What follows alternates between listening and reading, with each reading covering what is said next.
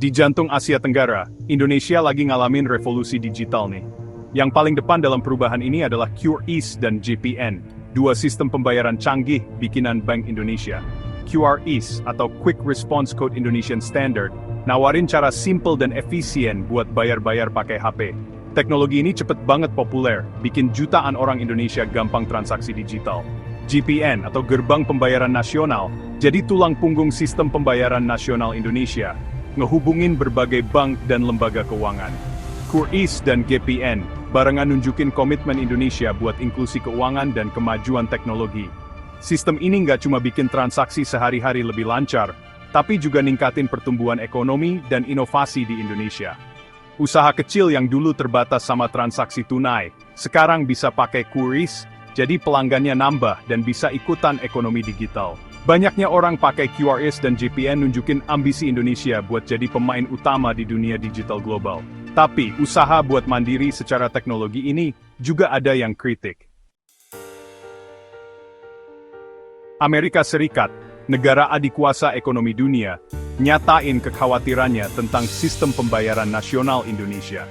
Dalam laporan Perkiraan Perdagangan Nasional tentang Hambatan Perdagangan Luar Negeri tahun 2024, AS kritik kebijakan Indonesia soal QRIS dan JPN.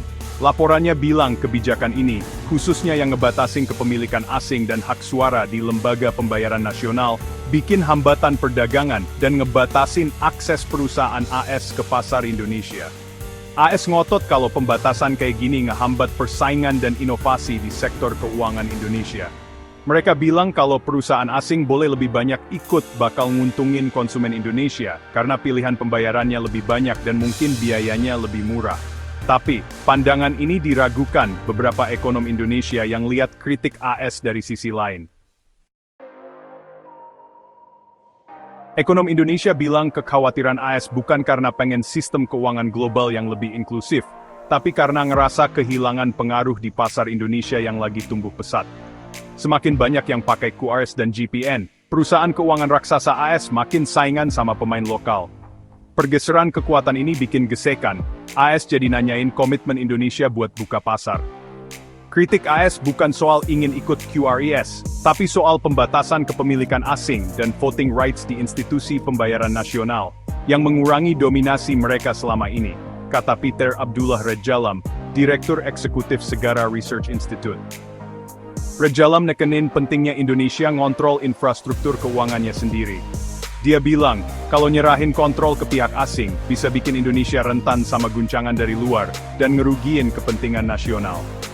Indonesia tetap bilang terbuka buat kerja sama mitra internasional, tapi nggak ngorbanin kedaulatannya. Bank Indonesia udah sering bilang komitmennya buat kerja sama perusahaan pembayaran asing, sambil mastiin kalau kerjasama itu sejalan sama kepentingan nasional Indonesia.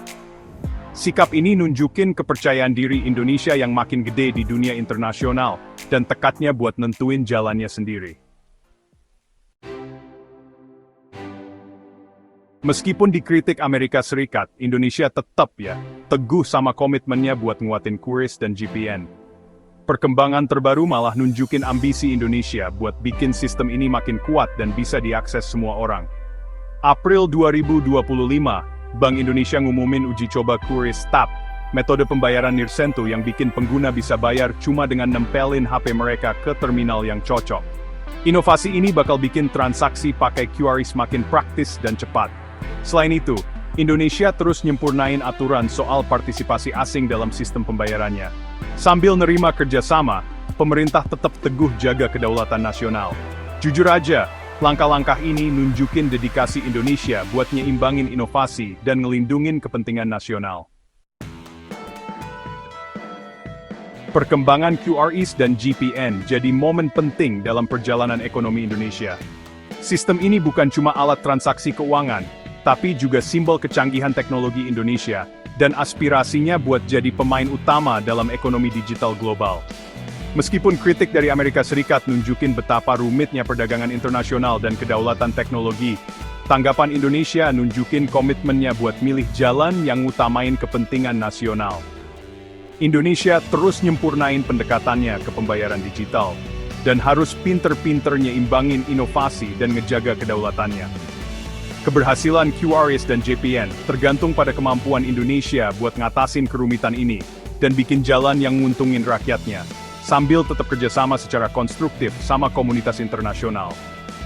Dunia ngeliatin Indonesia yang lagi berusaha nentuin posisinya di dunia keuangan dan teknologi global yang cepat berubah.